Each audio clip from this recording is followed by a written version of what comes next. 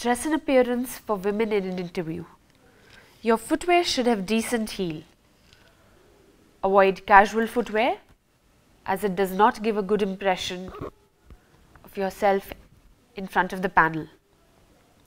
As I earlier said, it's expected of a lady to carry everything with poise. Clothes should fit well, but it shouldn't be tight. The length should be decent. You could pick up the colors that work for you.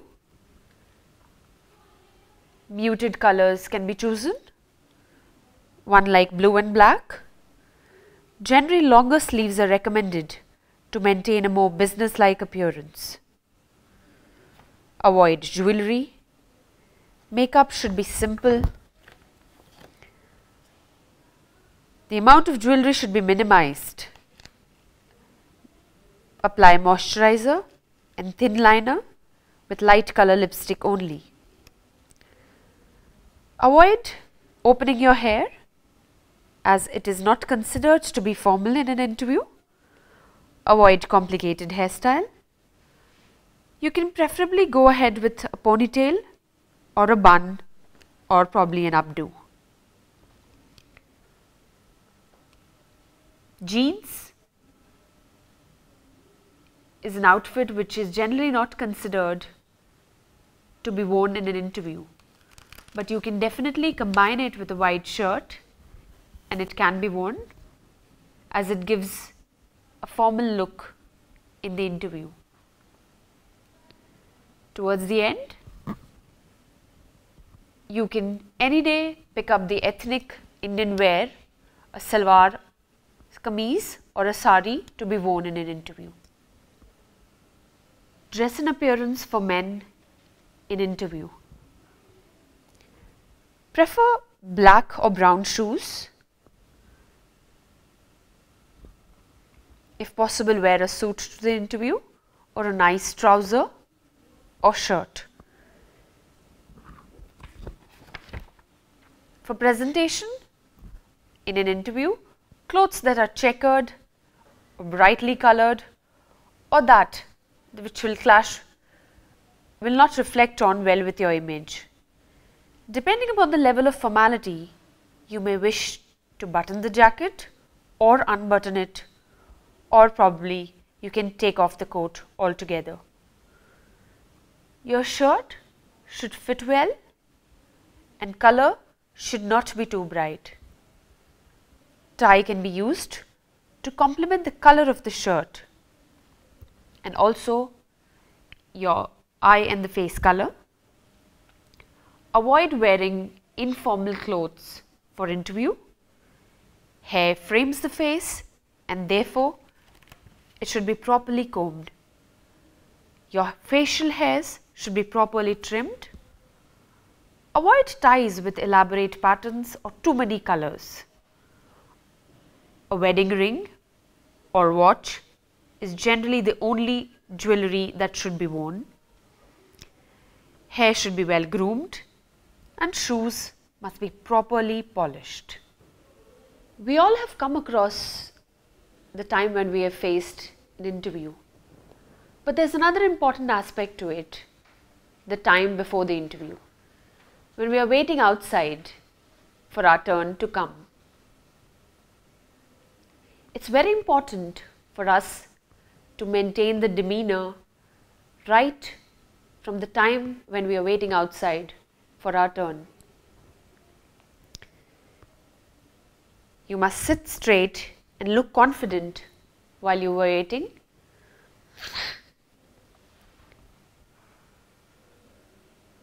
You should not have a fidgeting body language. Instead of getting yourself distracted, focus on the questions that you might be asked inside. Your body language should not project that you are not interested to be there, interested in the meeting.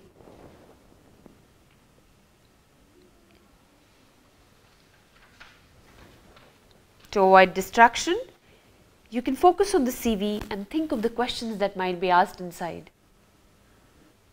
Open the door gently while you enter the room. After you get the response from the panel, let yourself in.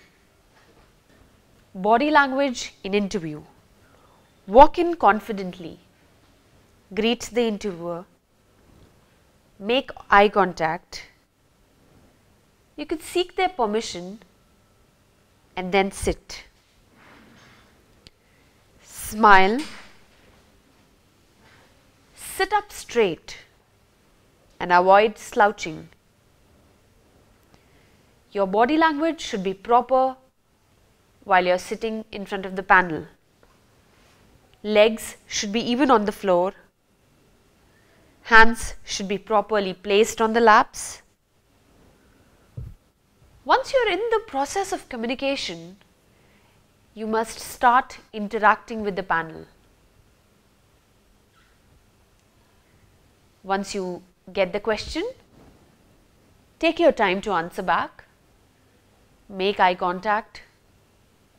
Show gestures.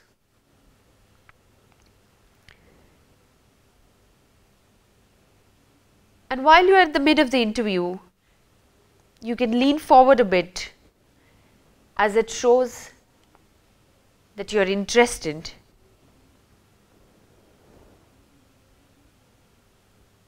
Be receptive enough to take the inputs from the panel and give your best. While you are done with the interview,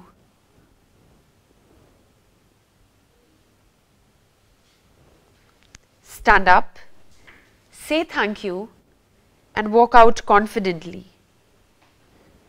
Put the chair back and leave the room in a proper manner. You must not rush inside the room without even asking for their permission to enter.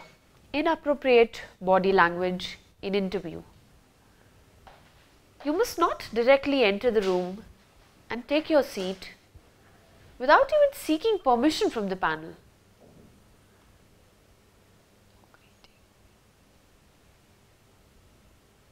You haven't even greeted them, and that leaves a very bad impression about you on the panel. You must not have a body language in which you are leaning forward and fidgeting.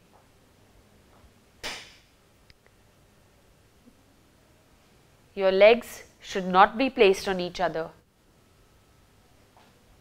You must have eye contact. Your body must not project an informal behavior.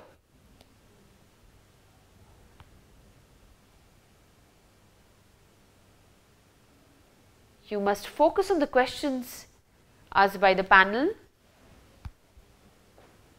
and your response should involve eye contact, making gestures,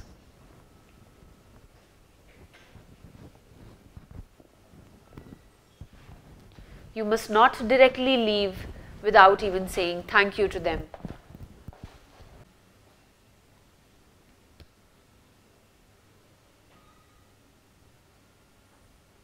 Hello, good day to everybody. What we're going to display here is an unmoderated group discussion.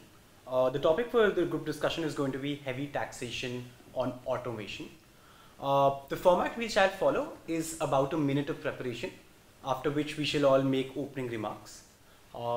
Post opening remarks, we shall open the floor to discussion amongst all four candidates. After discussions over, we shall end this with some closing remarks from each of the candidates. So we have about a minute to think. I would just like to repeat the motion again. It's about heavy taxation on automation.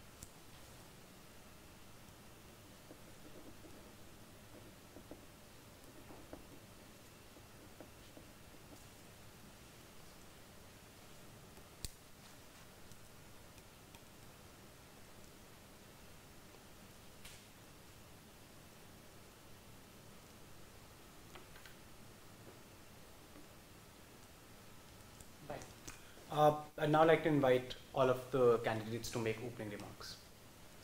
Hello, my name is Partha.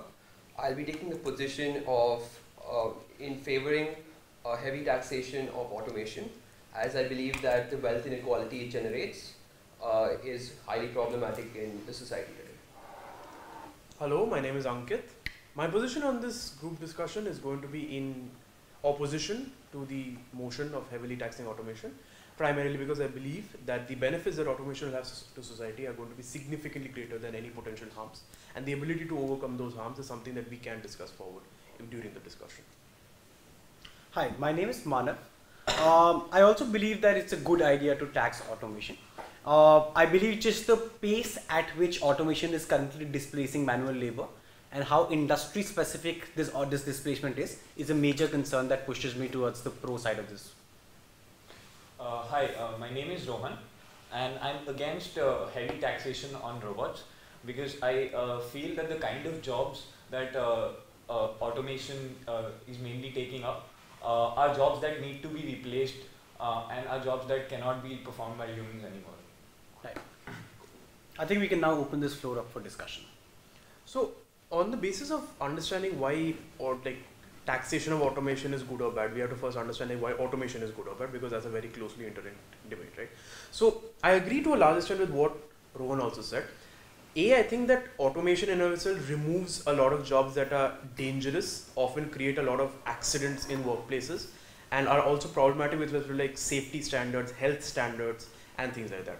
I think from the perspective of automation existing, by virtue of the fact that robots don't have health and safety standards because they are not animate objects, the ability for these robots to save lives is a very important aspect, right? But I think more than just saving lives, I think automation in terms of general ability to reduce prices of commodities by virtue of the efficiency that they have, simply because by virtue of automation being so efficient as computerized systems, the ability to reduce wastage of resources and the ability to efficiently allocate resources is much better in automation, simply means that the benefits that percolate from automation are going to be better, especially as automation progresses. I just think a lot of this is moot.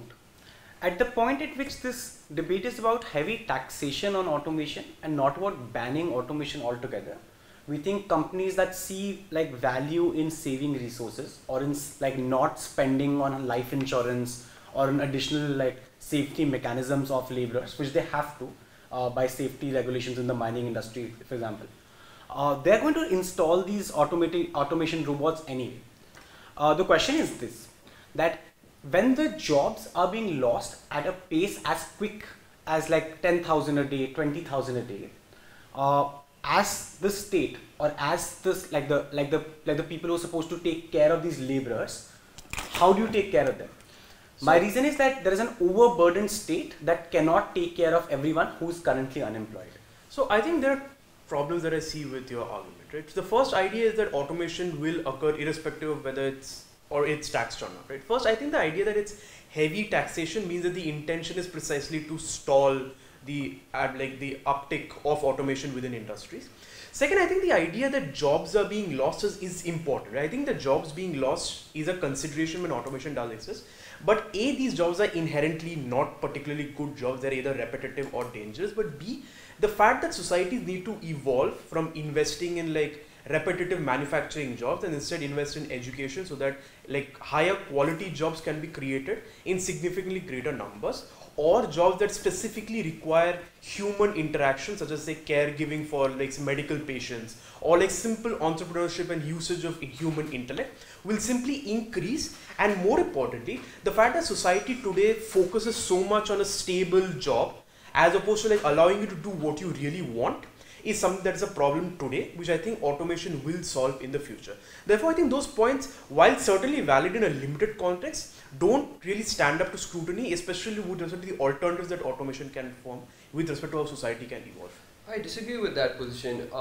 Firstly, as far as automation is concerned, I don't think heavy taxation necessarily entails like the stopping of automation or the replacement of labor with robots in the first place. I think we can maintain an equilibrium where there is some amount of profitability for the industries to go ahead and automate their processes while ensuring that the benefits they accrue from this automation are distributed to the public, right? Because ultimately the real loser here is the person who's losing his job.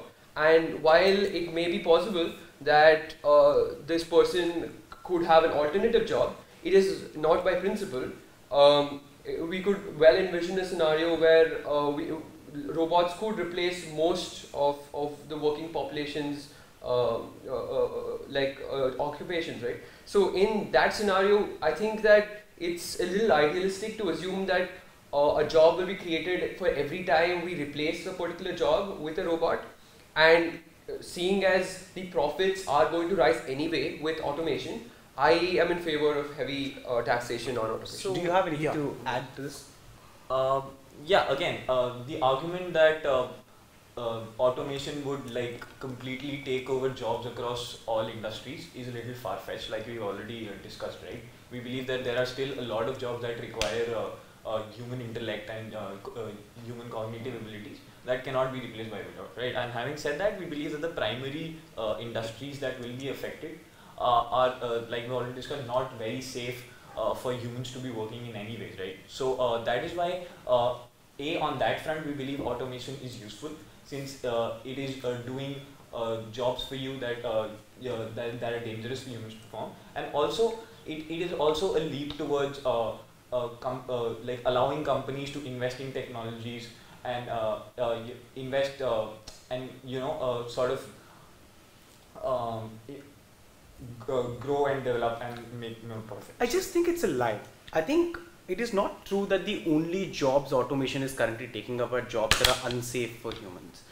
Simple jobs like those of delivery of packets, something like the Amazon idea of having drones deliver your delivery packages to your house, etc. Or simple assembly lines where all you have to do is cork like the cover or the cap of a bottle onto a bottle itself, are jobs that are taken up by people who are largely unskilled. These are people with little to no education, and these are people with no alternatives. To meaningfully engage in this debate, I request my peers to tell me who is going to take care of these people, because these are people who will not get another job. Or getting them education is something that is very, very expensive. It is a very long process. So it will take you 10 years to educate them, for example. How do they get jobs in that case? So I think there are 3 points that have come up that I think need to be tackled importantly, right? First, with the idea of some amount of profitability, I think Partha talked about, right? I think it's a problem that governments start defining exactly what extent to which companies or corporations can be profitable, which is effectively what they're doing, right? Second, and this is very important in this discussion, I think the idea of profits being trickled down, for example, to benefits for the lower classes of people who are economically worse off, is under the assumption that heavy taxation of robots is the only way by which to do this, right? When you have alternative systems such as the universal basic income, which happens with a complete elimination of existing social welfare schemes, which happen to be very inefficient and also poorly targeted, and instead simply using that as a direct lump sum payment to individuals monthly, means that to a large extent there are significant alternative possibilities to ensure that such economic problems do not occur in the first place, right? Lastly, yes, we agree that to a large extent even things like clerical jobs or design jobs are also up for this, right? But that's again one aspect of it, right? So when you look at multiple aspects of this debate, we think that unsafe jobs are going to be affected, and that's a fine thing. But more importantly, when you talk about unskilled jobs, and the problem is the fact that governments today have not chosen to invest in general education of those people who happen to remain unskilled despite access to education for other sections of society. Yeah. We think by virtue of governments simply being able to A, allow automation without heavy taxation, thereby allowing resources to be efficiently allocated, but B, allowing governments to now singularly focus on skilling those people and educating them in a way that they can more meaningfully contribute to the economy, is significantly better as an option. Yeah, I have a few points to add here on that. Just before that, can we agree that things like universal basic income, etc., are things that are not present? So unless my friend here would like to debate in the 2050s or 2060s, we should just disregard this idea because it's unnecessary for this debate. There is no universal basic income that exists in the world today. Right. After that, sir, what you were saying? Right. So my point was in the same thing. And even if we were theoretically going to have a discussion on universal basic income, it has to be funded by ultimately the taxpayer. and if you're going to ask the person who is apparently working in a very unsafe job whether he wants to continue working in his unsafe job or lose his job, I'm sure he would pick the alternative of like not to continue working in his unsafe job. And from that perspective, I think a lot of points which Ankit brought up are either too far-fetched, or they're assuming a scenario where the government has enough funding to really carry out all these schemes such as universal basic income and other social safety. So I'd like to respond to both Manav and Partha. I think the fact that UBI doesn't exist today is certainly true, except there are experimental models, but sure, let's assume that they don't exist at all. We think that the idea of when he himself put the characterization that we are losing 10,000, 20,000 jobs a day is itself also futuristic, right? To a large extent, that kind of extent of automation by virtue of the cost of automation itself does not exist in status quo, which is to a large extent this debate is going to be at least certainly to a certain point of time in the future, right? Second, how to fund, right? We agree that funding, even alternate to the UBI, do require certain funds. We have already talked about redirecting inefficient welfare spending to much more efficient UBI, but more importantly, and this comes back to the point that I brought forward before, right? By virtue of people no longer have to be forced into dead-end jobs that no longer contribute to them willingly, by virtue of that intellect being freed up for, say, entrepreneurial activities or abilities to do what you really want, those businesses being further taxed can Sir, create... can you please debate this in reality? These are not people who are choosing to work in a mine because they really like it. These are people who work in a mine because they have no like collateral to give to a bank for a loan. These are people, and these are not governments that don't want people to be educated. These are governments that are trying to educate people, and from literacy rates like India had of like 25-30% in 1947 have gone to 65%. And you can't just blame the government for not educating people, therefore they're working in mines and therefore they're dying. Like people work in mines because they have no alternatives. And in your model, they will be fired and then they will depend either on the state dole or will die. Like that is literally what will happen to these people. They will die. Yeah, but that's the argument, right? If you're making the argument that these people are working in these jobs forcibly and because of their poor financial condition, and then on the other hand, when you go and talk about when these people lose their job, maybe it's good for them that they go then automation. But takes everyone their works jobs, right? almost everyone works their job by force. Like I mean, if the sofa culture was allowed to exist, like nobody here would want to work, and everybody would want to sit at home and take a universal basic income. Like the fact that you're forced to work a job is sort of the way society works. Right, and also another point is the people whom you're going to replace now in automation right now, that doesn't necessarily have to tie back to the idea of like the government losing incentive to educate the public currently, right? Because after all, the people who hold jobs right now were educated like 30 or 40, 50 years back maybe, and where obviously education was at a much lower rate than it is right now. So we can't comment. We had to look at the time gap here when we look at the policies we make. Right. I think it's been a fruitful discussion. We can take about a minute to gather our thoughts, and we could start closing remarks with Rohan this time.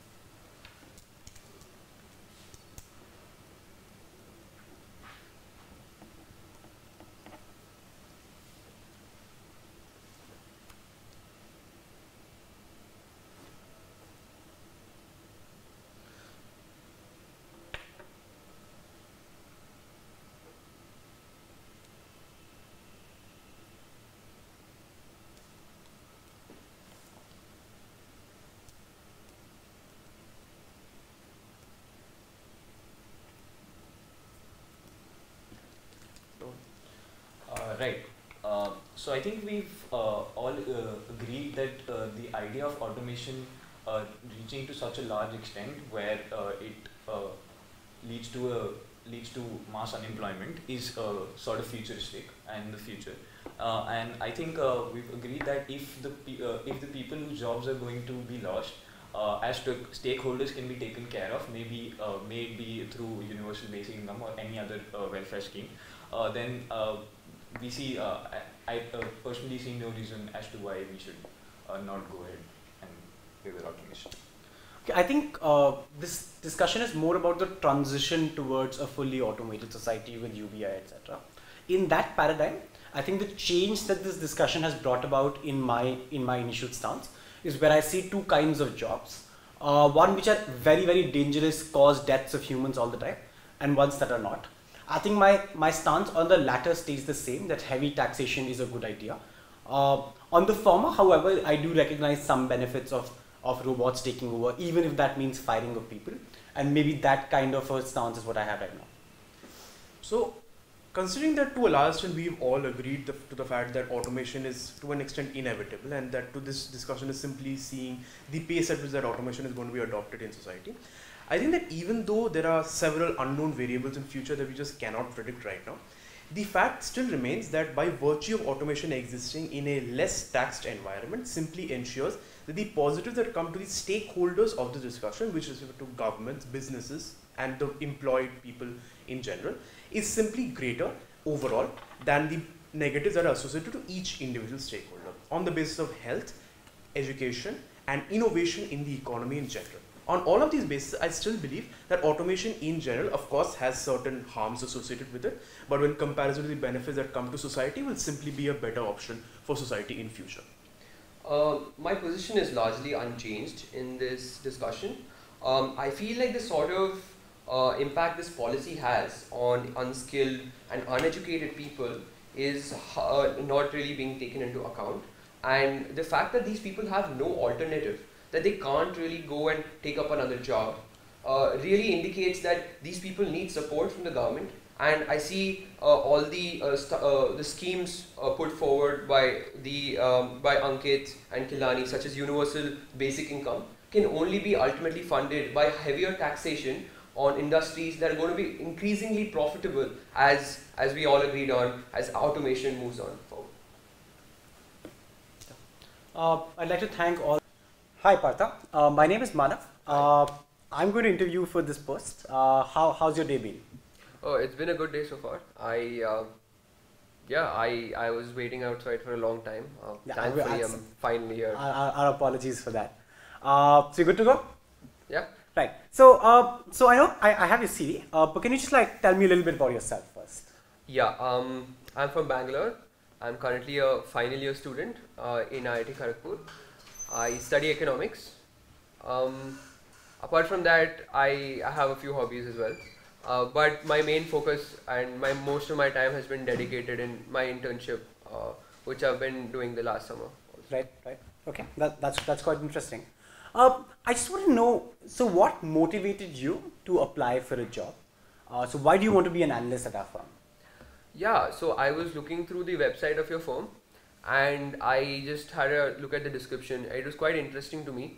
It was also quite relevant to what I've been doing in my internship, and hence I thought it will be quite useful, quite helpful if I really apply for a job at your firm. Right. So clearly, a lot of your motivation as well as your learning seems to be out of this internship. I see that you worked with a wealth management firm in the summer, right? Can you tell me what has been your single biggest learning experience out of this internship? In the internship, I got to interact with a lot of people, and I learned a lot about how a firm works. And it was quite interesting to hear all the different perspectives on how algorithmic trading works, which was my particular field of expertise there. And yes, so that the entire experience of working at a firm and learning about algorithmic trading was my single biggest takeaway from this internship. Right. So I hope you have a little bit of an idea about what we do here at the firm, right? So a lot of work at the firm involves certain amount of calculus, certain amount of mathematics, etc. Right? So we just want to check if potential recruitees are comfortable with calculus and maths, right? So I'm just going to ask you to solve a small problem for me, if you may.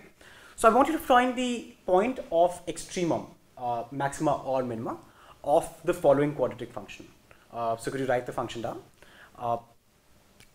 2x square minus 3x plus 5.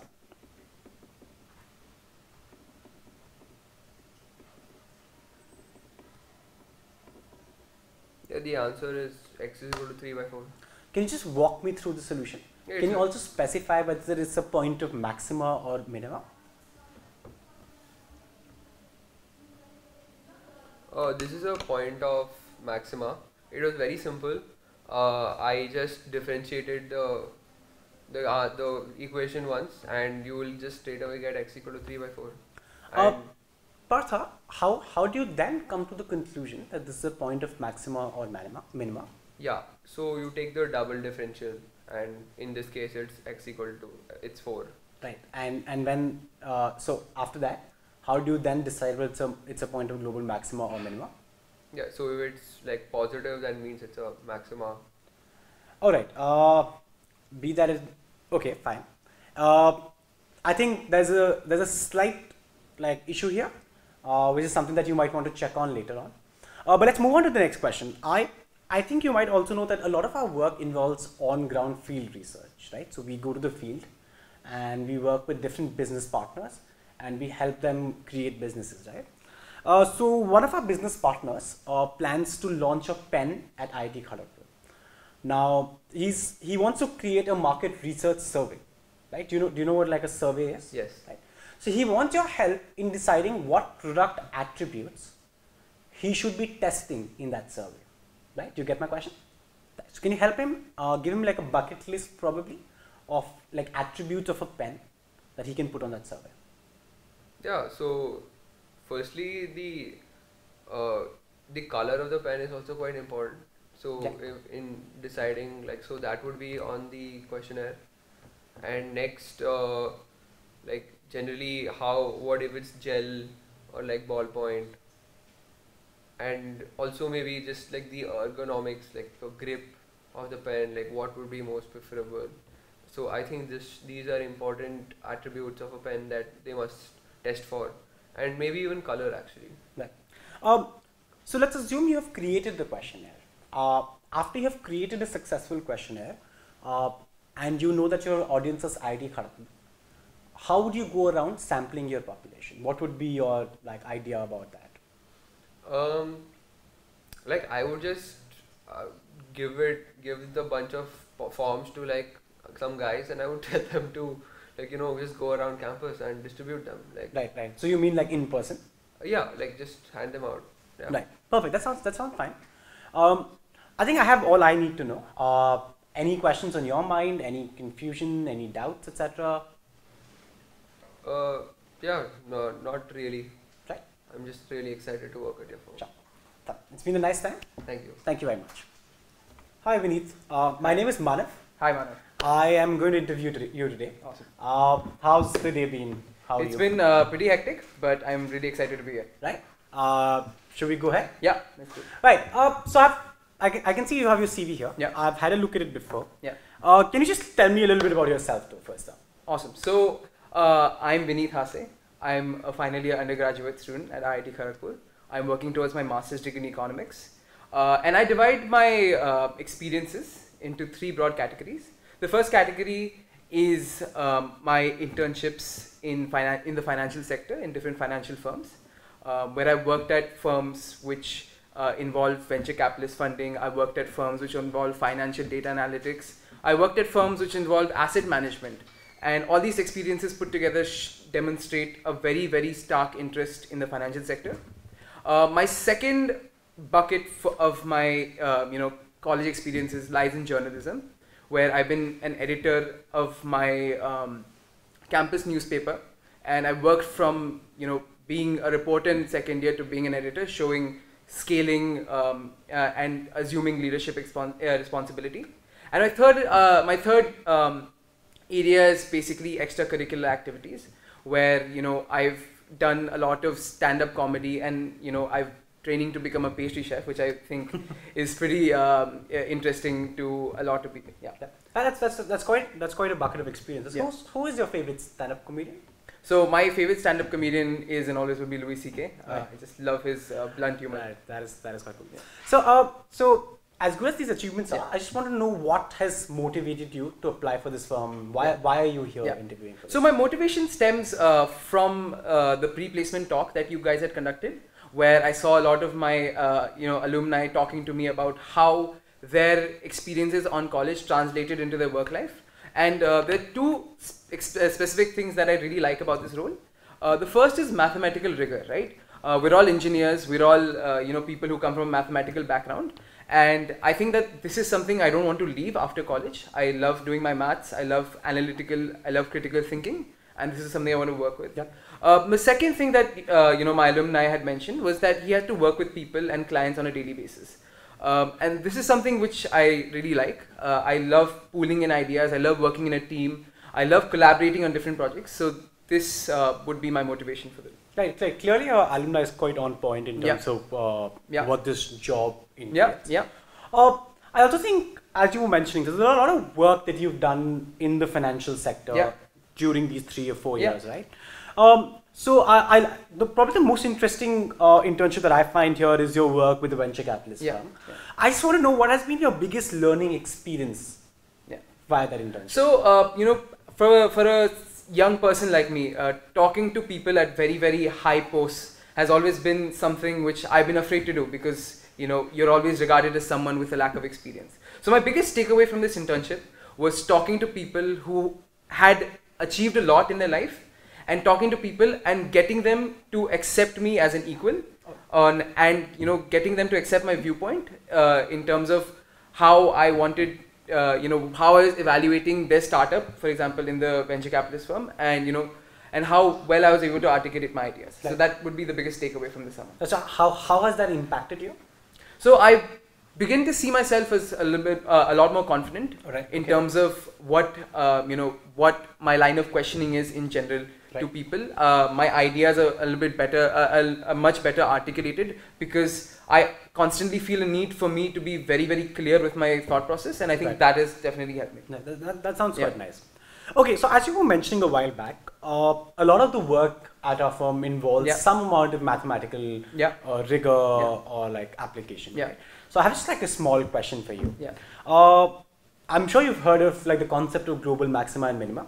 So I'm going to give you a function. I'd like you to give me the extrema and specify which of the two extrema it is. Sure. So the function is 2x squared. 2x squared minus 3x. minus 3x plus 5. plus 5. Okay. And I have to find the global extrema for this. Yeah. Okay. Can you give me a couple of minutes to work this out? Sure.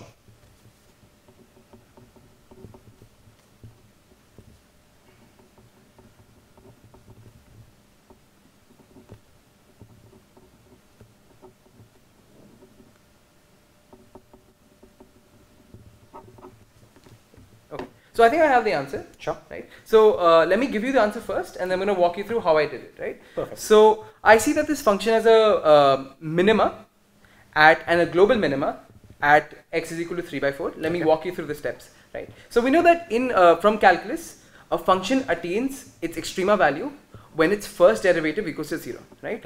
Differentiating this, the first derivative of this function that you've given me is 4x minus 3. When we equate that to 0, we get x is equal to 3 by 4. Sure. Right. Now, we don't know we know that this x is equal to 3 by 4 is a extrema, which means it can be an inflection point, it can be a minima, or it can be a maxima, right? So, to verify our doubts about this, we need to take the second derivative, which comes out to be 4, right? And if the second derivative is positive, we know that the derivative that we calculated would be a minima. So, I would say that x is equal to 3 by 4 is a global minima, because this function doesn't change. Sure, that sounds good. That sounds good. So another major aspect of life as an analyst at a firm involves a fair bit of ground research, field work, etc. Right? Because a lot of our clients are doing a lot of very basic research about products.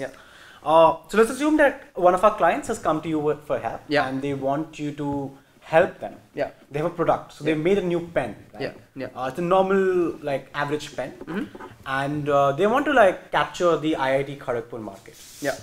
So the first question is like, in designing their questionnaire or the survey questionnaire, they want to know what product attributes they must keep in mind.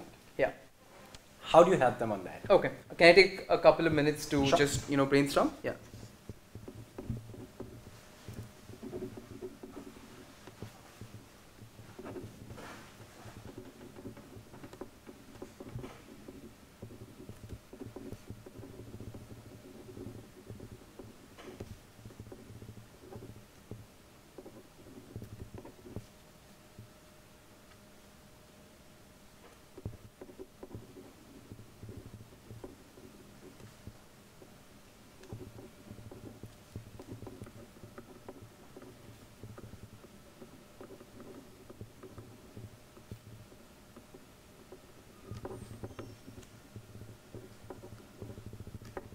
Okay, so I have an answer ready for you, and I'm going to draw upon a lot of my previous experiences to come to this answer, right? So let me put this, let me just start by giving you a laundry list of what I look at when I, want to buy a pen, and I think that as a student, I would be probably representative of the student population, right? So the first thing I would look at is the color of the ink, right? Okay. A lot of people have preferences of black over blue or red, right?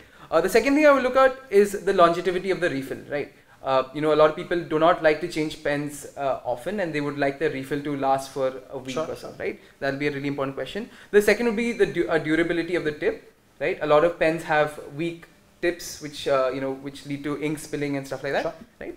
The fourth would be clustering or brand value attached, right? Okay. People tend to buy pens out of the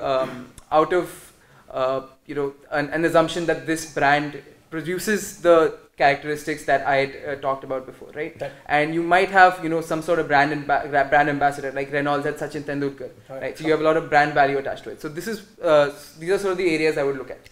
That's quite interesting, actually. Yeah. So our client really likes your ideas. Yeah. They've come up with a very nice questionnaire. Yeah. It's all ready. Yeah. Now they want to sample it in again the same area. Right? Yeah. My question is, how do you help them design like a plan for the sampling to happen? Okay. Can I take another 30 seconds to design this? Yeah.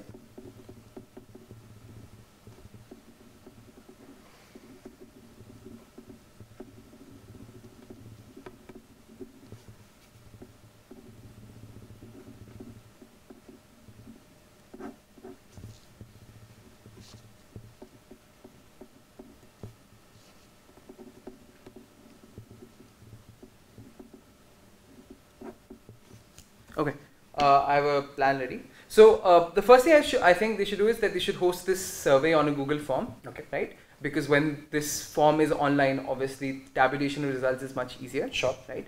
Another very important thing to note is that a lot of IIT Kharagpur students are online, so social media is definitely the way of outreach, right? A lot of people, each department has a lot of Facebook groups where you can post this survey on, and students of every department would post their given their preferences for their pens. Yeah. You can also very interestingly from the survey analyze whether pen preferences vary across departments, vary across maybe genders. All of these are questions you can ask. But yes, obviously approaching these students would be through social media, because that is where a lot of these students are most active. Sure, that sounds nice. That sounds nice.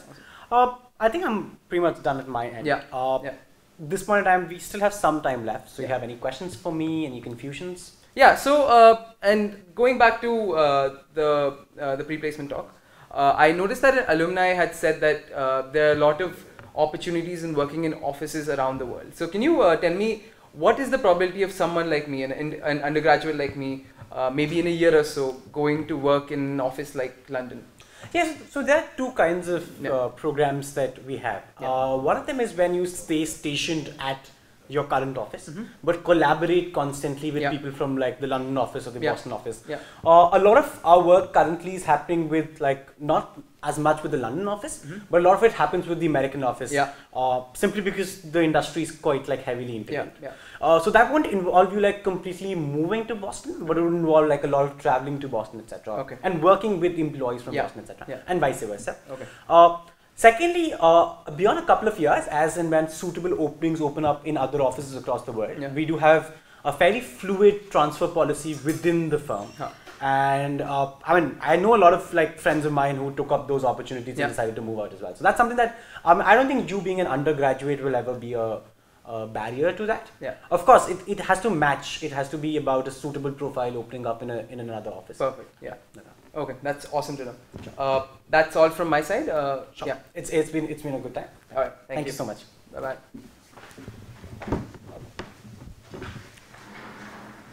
Right. What I'm going to do now is I'm going to sort of contrast the two kind of interviews that you just saw. What I thought and what I was primarily looking for from the point, the mindset of an interviewer, were two things.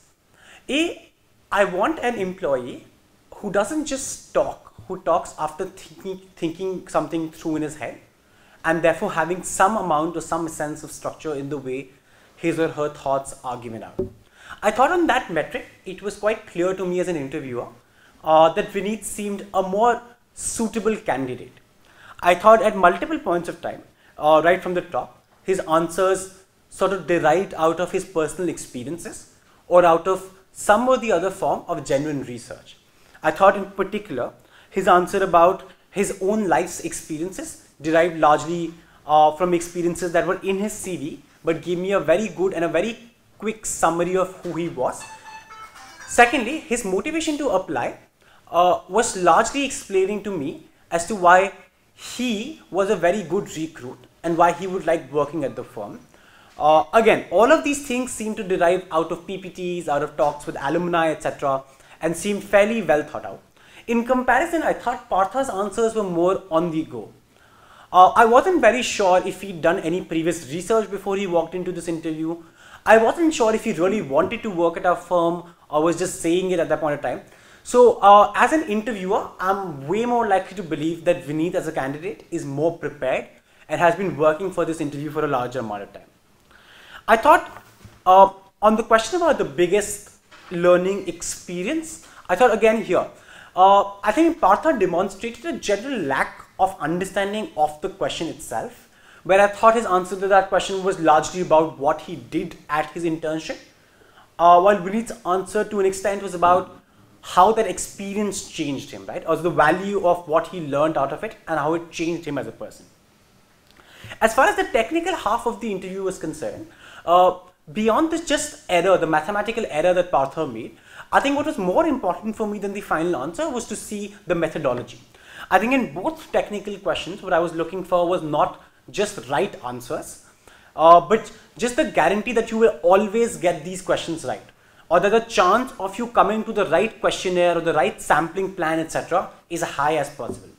From that mindset, I thought Vineet's strategy of walking me through his solution every point of time, telling me what mindset he's taking, even at the expense of taking a few seconds extra, was in my eyes a judicial move. Finally, I think the fact that you have questions ready for the interviewer again demonstrate that you really want to work at the firm, or at least that you've prepared a lot, that you've spoken to alumni and found out what is the kind of life that people have at that firm, etc. Necessarily what that does is that it makes you a low risk investment, and firms typically like people who are guaranteed to join, who are guaranteed to work, and who already know what life in that firm is going to look like, as compared to somebody who's not really found out about life in that company thus far. That was my comparative between the two candidates. Thank you.